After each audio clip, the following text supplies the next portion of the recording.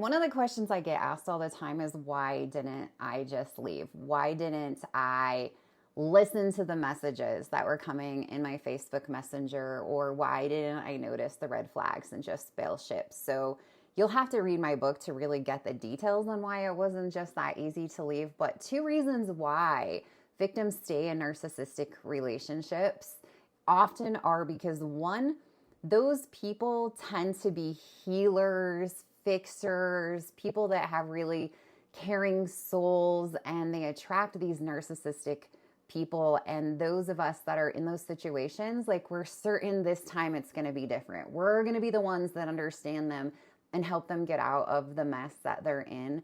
The second reason is because oftentimes by the time that you really start seeing those real warnings, or in my instance, when I finally got a Facebook message where someone was telling me about his actual background, I was so confused and conflicted because it meant that everything that he had told me was a lie, which in fact it was.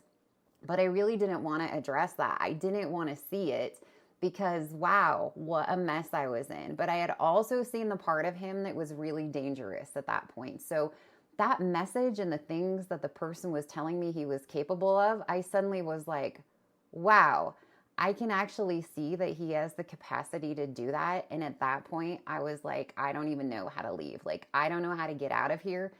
And so for me, it was more of, I'm more willing to put up with what I'm going through because I still was on that bandwagon too of like, I can fix this and make it better.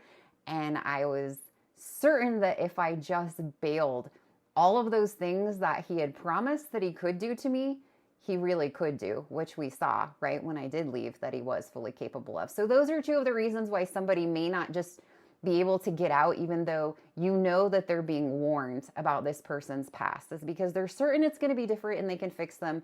And two, because they're actually so terrified to leave that it's worth going through the tormenting hell of living with them over what they think the potential could be if they actually leave.